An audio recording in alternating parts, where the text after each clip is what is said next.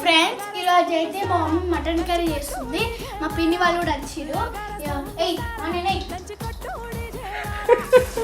చూడు ఇక మా పిన్ని ఎట్లా ఏం చేస్తుంది మమ్మీ? మటన్ కర్రీ చేస్తుంది మా పిన్ని. అందరికీ నమస్కారం, మా ఛానల్కు స్వాగతం. ఈరోజు మనం ఈ రుచికరమైన వంటకం ఎలా ఉందో చూద్దాం. ఈరోజు మా చెల్లె వాళ్ళు మా ఇంటికి వచ్చినారు. So mutton curry, mutton fry and chicken fry చేశాను. చూద్దు రండి.